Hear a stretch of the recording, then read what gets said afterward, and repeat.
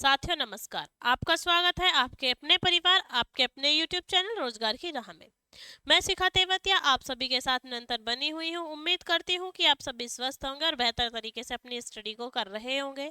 जैसा कि आप सभी जानते हैं हमारी बायोलॉजी चल रही है और बायोलॉजी में आज हम बात करने वाले हैं उत्सर्जन तंत्र की। किसकी बात करने वाले हैं? उत्सर्जन तंत्र की। साथ ही साथ जो हमारी कल लास्ट क्लास आई थी यानी जो कार्बोहाइड्रेट और वसा की जो क्लास थी उसमें क्या हुआ था कि वो टॉपिक तो कंप्लीट हो गया था, लेकिन क्या था कि लाइट जाने की वजह से हमारी जो क्लोजिंग थी वो अच्छे से नहीं हो पाई थी। तो आज जो हमारी क्लास होने वाली है उत्सर्जन तंत्र की, हम उसके बारे में बात कर लेते हैं क्योंकि कभी कभी इलेक्ट्रिकल इश्यू हो जाता है। तो उत्सर्जन तंत्र किसके द्वारा होता है? उत्सर्जन तंत्र में क्या होता है, जो जीव हैं उनके शरीर से जो विषैले अपशिष्ट पदार्थ होते हैं उनका निष्कासन ही क्या कहलाता है? उत्सर्जन कहलाता है। क्या कहलाता है? निष्कासन ही उत्सर्जन कहलाता है। यानी जीवों के शरीर में जो विषैले आपके क्या होंगे, अवशिष्ट पदार्थ होंगे, वो हमारे किसके थ्रू निकल जाएंगे? आपके उत्सर्जन के थ्रू हमारी बॉडी से बाहर निकल जाते हैं। जैसे आपका यूरिया है, अमोनिया है या यूरिक अम्ल है, ये सब क्या है? आपके अपशिष्ट पदार्थ हैं जो हमारी बॉडी से क्या होता है, रिलीज हो जाते हैं किसी भी जीव की बॉडी से। फिर हम बात करें कि जो उत्सर्जन है उसमें जो हमारे अंग है वो कौन कौन से आपके उपयोगी हैं, यानी उत्सर्जित अंग की हम बात करें तो उत्सर्जित अंग में हमारे सबसे पहले आते हैं किडनी, उसके बाद आते हैं हमारी स्किन यानी त्वचा, फिर आता है आपके यकृत यानी कि लीवर, और फिर आते हैं आपके फेफड़े। क्या आते हैं? आपके फेफड़े।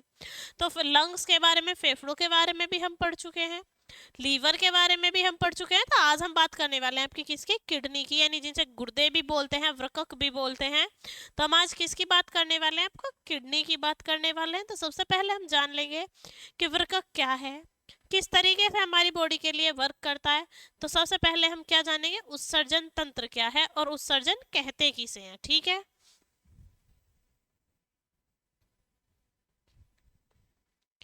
उत्सर्जन। उत्सर्जन जीवों के शरीर से, शरीर से विषैले अपशिष्ट पदार्थों का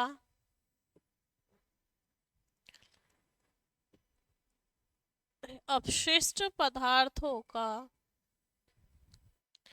बाहर निकलना, अपशिष्ट पदार्थों का बाहर निकलना उत्सर्जन कहलाता है।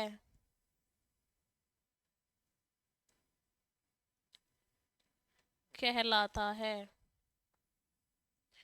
जैसे यूरिया,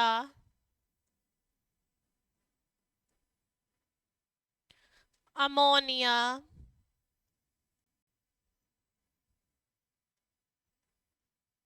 अमोनिया, यूरिक अम्ल आदि।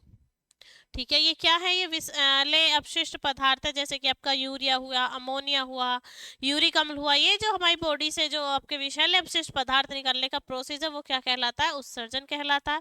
बाद हम बात करें कि जो शरीर में उत्सर्जित अंग है वो कौन कौन से हैं, यानी शरीर में उत्सर्जित अंग। शरीर में उत्सर्जित अंग, उत्सर्जित अंग हमारे कौन कौन से होते हैं? आपके वृक्क, यानी जिन्हें हम गुर्दे भी बोलते हैं और किडनी भी बोलते हैं। गुर्दे, यकृत, त्वचा, वृक्क, यकृत, त्वचा और आपका क्या? फेफड़े, लंग्स। ठीक है, फेफड़े ये जो है हमारे, ये क्या है? हमारे उत्सर्जन अंग है, जिसमें से हम किसको पढ़ चुके हैं? आपका फेफड़े भी पढ़ चुके हैं, लीवर भी पढ़ चुके हैं। और स्किन की बात करें, जो बारीक बारीक रंध्र है जिनसे हमारा पसीना निकलता रहता है, वो जो श्वेत ग्रंथि है उन्हीं के थ्रू क्या होता है? उत्सर्जन होता है। लेकिन हम किसके बारे में अब जानने वाले हैं? तो हम जानने वाले हैं वृक्क के बारे में, यानी किडनियों के बारे में या गुर्दों के बारे में। किसके बारे में जानने वाले हैं? वृक्क के बारे में। वृक्क मतलब गुर्दे या आपका किडनी। आपका किडनी। तो किडनी क्या होती है, किस तरीके से ये वर्क करती है, कैसी होती है? जो किडनी है वो कहाँ होती है हमारी ह्यूमन बॉडी में? जो किडनी है वो पेट के पश्च भाग में होती है, यानी पीछे की तरफ होती है। और कितनी होती है? दो होती हैं, यानी शरीर में दो वृक्क, शरीर में दो वृक्क पेट के पीछे नीचे भाग में होते हैं, नीचे भाग में होते हैं, भाग में होते हैं। कितनी किडनियां होती हैं? दो होती हैं, और वो भी कहाँ होती हैं? पेट के नीचे या पश्च भाग में। किसमें? आपका पेट के नीचे या आपका पश्च भाग में, पीछे की तरफ, नीचे की साइड और पीछे की तरफ होती हैं। तो कितनी किडनियां होती है ह्यूमन बॉडी में? दो। तो इन किडनियों का जो वजन होता है वो कितना होता है? जो वृक्क का वजन है, किडनी का वजन है, वो कितना होता है आपका? 140 ग्राम होता है। और इनका कार्य होता है हमारा रक्त का शुद्धिकरण करना या ब्लड को छानना। ठीक है। वृक्क का वजन, का वजन 140 ग्राम होता है, ग्राम होता है, तथा उसका काम, काम रक्त का शुद्धिकरण,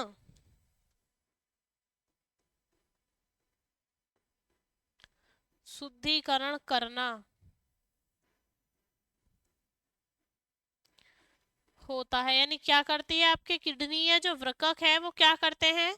वो आपका ब्लड को क्या करते हैं? प्योरीफाई करते हैं। और उसका वेट कितना होता है एक वृक्क का? तो वो होता है हमारा 140 ग्राम। कितना होता है? 140 ग्राम।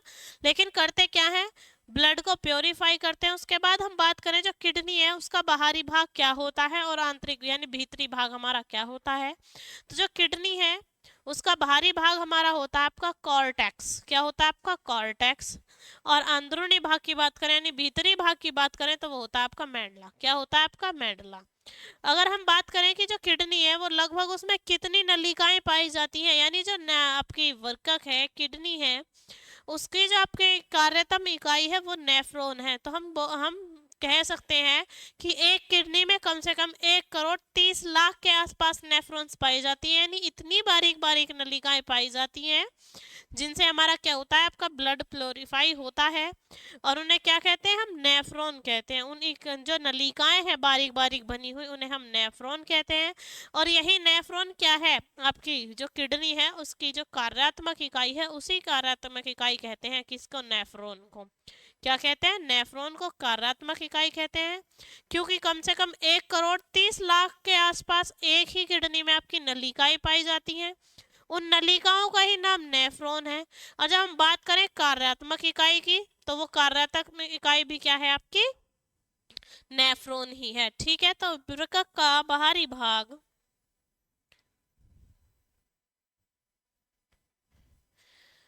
वृक्क का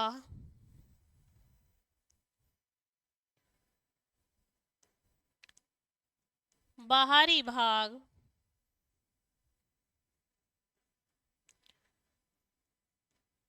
कॉर्टेक्स तथा भीतरी भाग, भीतरी भाग मेडुला होता है। मेडुला होता है, यानी कॉर्टेक्स होता है कौन सा भाग? आपका बाहरी भाग। और अंदरूनी भाग कौन सा होता है हमारा? मेडुला होता है। एक वृक्क में लगभग, एक वृक्क यानी किडनी में अप्रोक्सीमेटली यानी लगभग 1 करोड़ 30 लाख महीन नलिकाएं होती हैं। महीन नलिकाएं होती हैं होती हैं जिन्हें नेफ्रॉन कहते हैं, जिन्हें नेफ्रॉन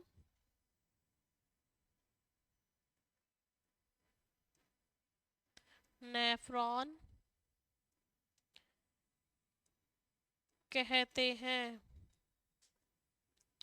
वृक्क की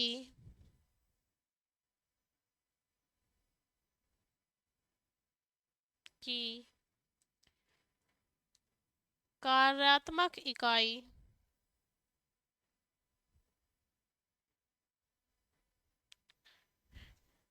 नेफ्रॉन ही है। यानी जो वृक्क है, जो किडनी है, वो किसके रूप में कार्य करती है? आपका नेफ्रॉन के रूप में। किसके रूप में कार्य करती है? नेफ्रॉन के रूप में। अब हमसे पूछा जाए कि नेफ्रॉन होता क्या है, तो जो आपकी किडनी है, वृक्क है, उसमें लगभग आपका 1,30,00,000 के आसपास महीन नलिकाएं पाई जाती हैं, और वही जो महीन नलिकाएं हैं वो क्या होती हैं? हमारी नेफ्रॉन होती हैं। क्या होती हैं? नेफ्रॉन होती हैं। अब हम बात करें कि जो वृक्क है उससे कौन सा हार्मोन्स रिलीज होता है, तो उससे हार्मोन्स रिलीज होता है आपका राइथ्रोपोइटिन। क्या होता है? आपका राइथ्रोपोइटिन नाम का एक हार्मोन स्रावित होता है, जो नियंत्रण रखता है किस पे? आरबीसी के उत्पादन में। यानी आरबीसी के उत्पादन में नियंत्रण रखने वाला जो हार्मोन्स है आपका राइथ्रोपोइटिन, वो कहाँ से उत्पन्न होता है? वो आपका वृक्क से, यानी किडनी से ही आपका उत्पन्न होता है। यानी वृक्क में उत्पन्न हार्मोन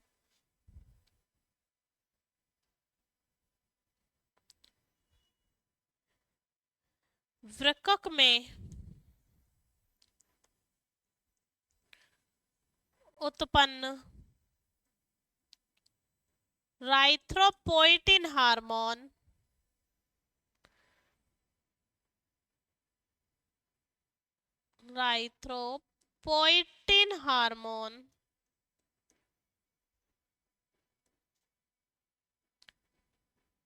रक्त में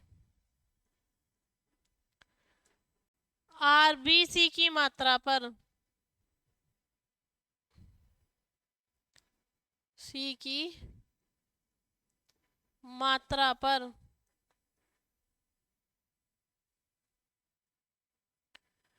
नियंत्रण रखता है।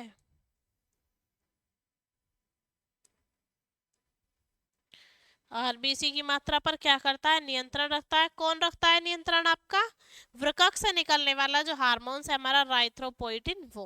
उसके बाद हम बात करें कि जो वृक्क शिराएं हैं, यानी जो वृक्क शिराएं हैं, उनके जो फिल्टर हुए रक्त को क्या करती हैं? जो फिल्टर होता है रक्त, वो किससे होता है? हमारा वृक्क शिराओं से। और आपका जो बाहर निकालती हैं, अतिरिक्त जल बाहर करती हैं, वो किससे करती हैं? वृक्क से। किससे? किडनियों से।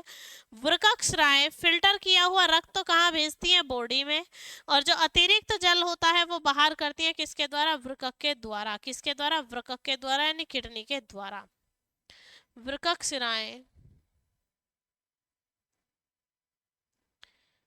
शिराएं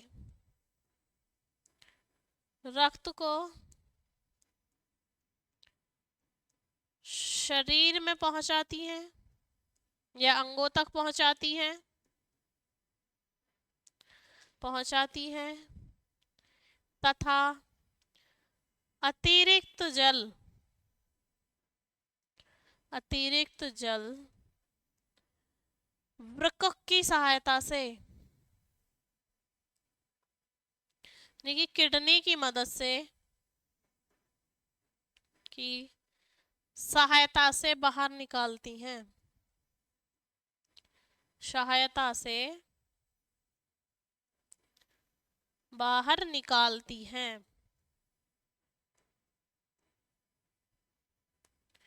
वृक्क की सहायता से क्या कर देती है? आपका किडनी की जो वृक्क शिराएं है वो रक्त को क्या करती है? अंगों तक पहुंचाती हैं। और जो आपका बचा हुआ जो वेस्ट है, जिसमें आपका यूरिया भी हो सकता है, अमोनिया भी हो सकती है, उस सबको जो रिलीज करती है वो वृक्क करते हैं। यानी जो वाटर के फॉर्म में आपका हमारी बॉडी से रिमूव कर देते हैं। उसके बाद अगर हम बात करें कि जो हमारी किडनियां हैं अगर वो वर्क ना करें तो क्या होगा। अगर हमारी किडनियां वर्क ना करें तो रक्त को जो है हम कृत्रिम रूप से क्या करते हैं, शुद्ध करते हैं, और वो प्रक्रिया हमारी क्या कहलाती है, डायलिसिस कहलाती है।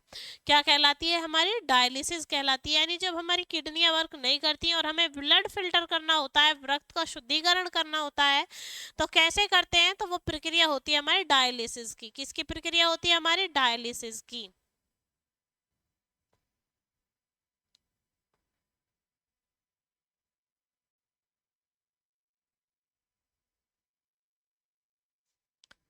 जब गुर्दे काम ना करें तो रक्त को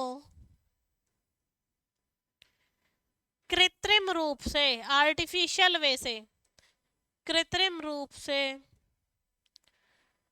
रक्त को शुद्ध करने की क्रिया, शुद्ध करने की क्रिया, करने की क्रिया डायलिसिस कहलाती है।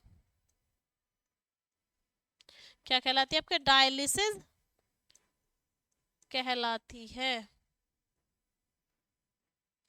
ठीक है, क्या कहलाती है आपका, डायलिसिस कहलाती है। कि अगर हम बात करें कि जो डायलिसिस का प्रोसेस है वो किसके द्वारा होता है, तो बड़ी बड़ी मशीनें होती हैं उनके द्वारा होता है। जब हमारी किडनी वर्क नहीं करती, पंप नहीं करती, किडनियां जो है खराब हो जाती हैं, तब जो कृत्रिम रूप से हम ब्लड को प्योरीफाई करते हैं, उसको जो शुद्ध करते हैं, तो वो किससे करते हैं, हम डायलिसिस के प्रोसेस से करते हैं। उसके बाद अगर हम बात करें कि हमारी बॉडी में अगर रक्त की अधिक आवश्यकता है तो किससे आपको नीड पता चलती है, गुर्दों से। यानी शरीर में सबसे अधिक रक्त की जो आवश्यकता है, जो ब्लड की जो आपकी कैपेसिटी सबसे ज़्यादा चाहिए, वो किसको ज़रूरत होती है, आपकी किडनियों को होती है, गुर्दे को होती है। यानी रक्त की सबसे अधिक आवश्यकता, रक्त की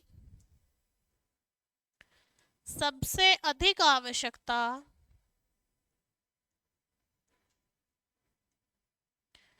अधिक आवश्यकता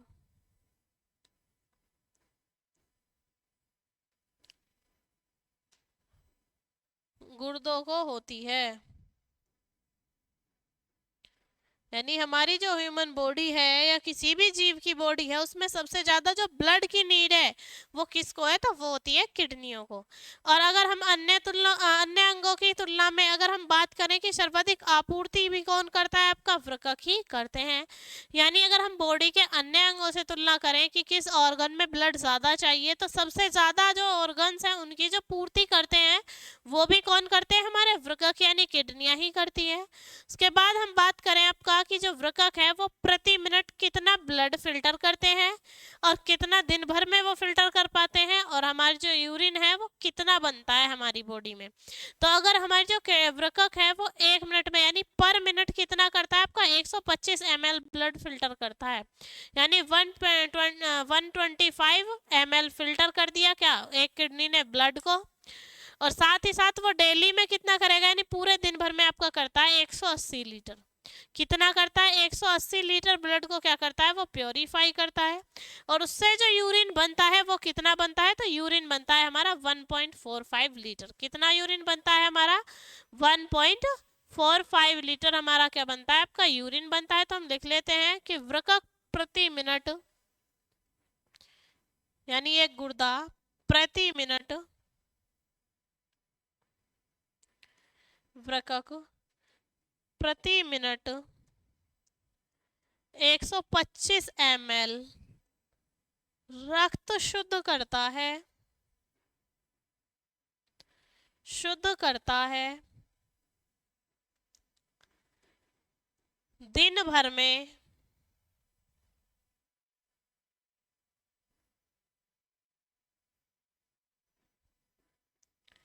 दिन भर में 180 लीटर रक्त शुद्ध करता है, 180 लीटर रक्त शुद्ध करता है, शुद्ध करता है तथा प्रत्येक दिन यानी डेली 1.45 लीटर यूरिन बनाता है। कितना यूरिन बनाता है आपका? 1.45 लीटर। यानी जो एक किडनी है वो 1 मिनट में आपका 125 ml ब्लड को फिल्टर करती है। अगर डेली की बात करें तो 180 लीटर रक्त फिल्टर करती है। तो जो 180 लीटर रक्त फिल्टर होता है उसमें हमारा कितना 1.45 लीटर आपका क्या होता है? 1.45 लीटर आपका यूरिन बनता है, जिसे हम जो अवशिष्ट पदार्थों से अपनी बॉडी से रिड्यूस कर देते हैं। उसके बाद अगर हम बात करें तो यूरिन में हमारे में क्या क्या होता है, क्या होता है यूरिन में?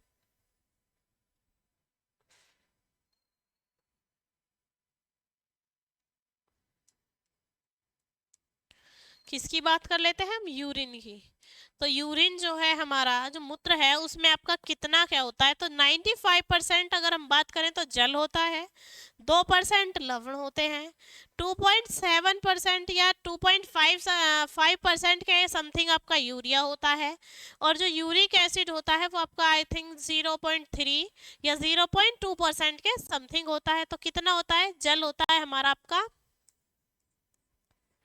95%। कितना होता है जल? 95%।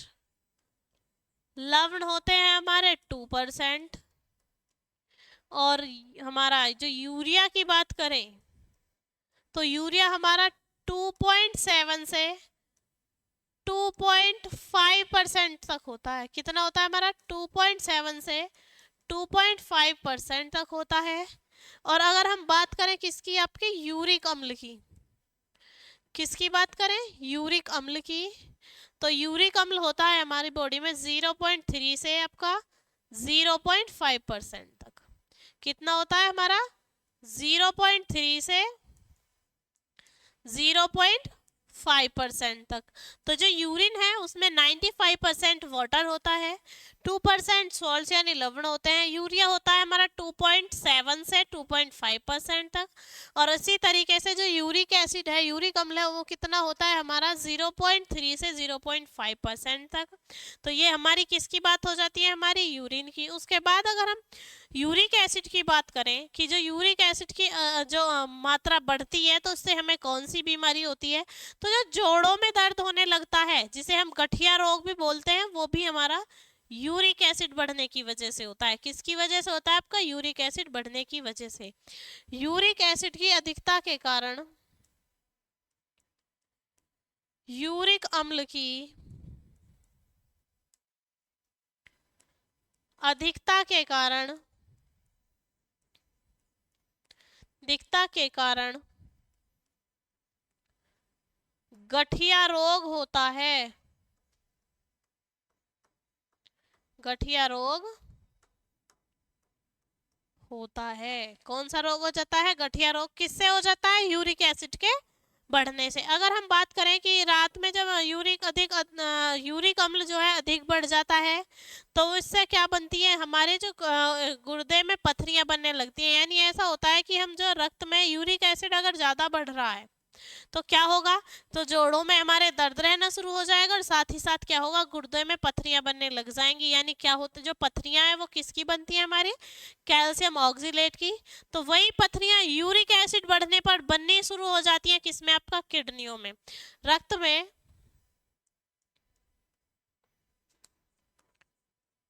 रक्त में यूरिक अम्ल की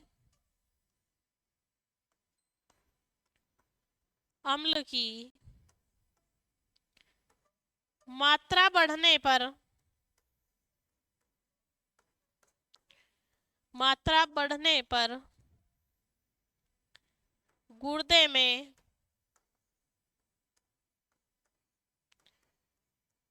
पथरी भी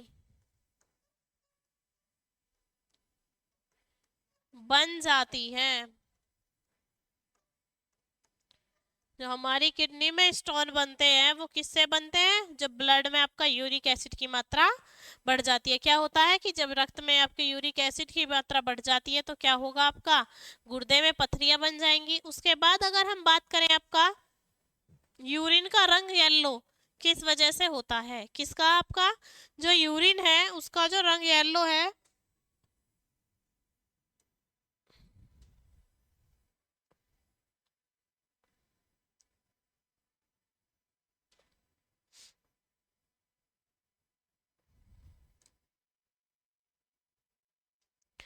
ठीक है, यूरिन का जो रंग है वो येलो किस कारण से होता है? जो यूरिन का रंग येलो होता है वो होता है हमारा यूरोक्रोम के कारण। किसके कारण होता है? यूरोक्रोम के कारण। और यूरोक्रोम क्या है कि जो हीमोग्लोबिन के विखंडन से बनता है। जो यूरोक्रोम है वो हीमोग्लोबिन के टूटने से बनता है। और यूरिन का जो पीएच मान है वो हमारा कैसा होता है? 6 होता है। यानी जो यूरिक एसिड है वो कैसा है? हमारा एक दुर्बल अम्ल है, लेकिन कैसा है? उसकी जो पीएच वैल्यू है वो कितनी है? हमारी 6 है। तो यूरिन का रंग येलो, यूरिन का रंग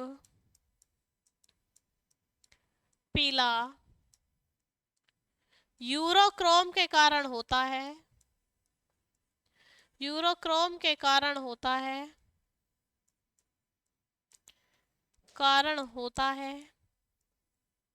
किसके कारण होता है? आपका यूरोक्रोम के कारण होता है। यूरोक्रोम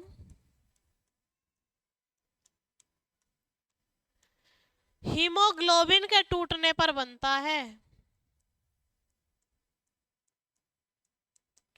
हीमोग्लोबिन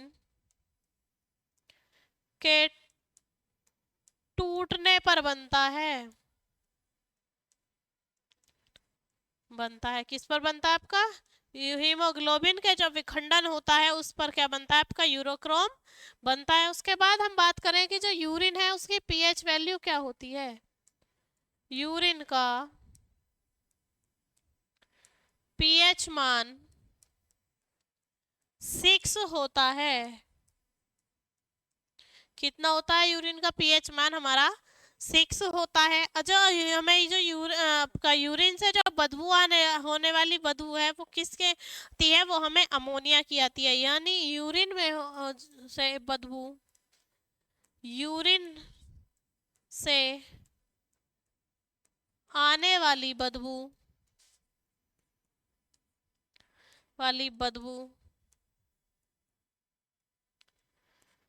अमोनिया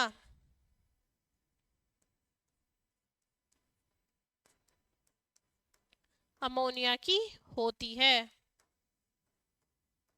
किसकी होती है? अमोनिया की होती है, जो यूरिन से बदबू आती है। उसके बाद हम बात करें कि आपका त्वचा में पाई जाने वाली श्वेत एवं शीर्ण ग्रंथियों से जो स्त्राव होता है वो किसका होता है? पसीने का। यकृत को उत्सर्जी अंग में आता है क्योंकि इससे किसका उत्सर्जन होता है? यूरिया का, जो कि हम लीवर पढ़ चुके हैं। और फेफड़ों से अगर हम लहसुन, प्याज या कुछ मसाले या वाष्पशील घटकों का उत्सर्जन होता है, जैसे हमारी क्या निकलती है हमारी बॉडी से? कार्बन डाइऑक्साइड निकलती है। फेफड़ों से किसका उत्सर्जन होता है? कार्बन डाइऑक्साइड का। और स्किन से जो उत्सर्जन होता है वो पसीने का होता है, श्वेत ग्रंथियों से। और लीवर की बात करें तो लीवर से किसका उत्सर्जन होता है? हमारा यूरिया का। ये हम सब पढ़ चुके हैं।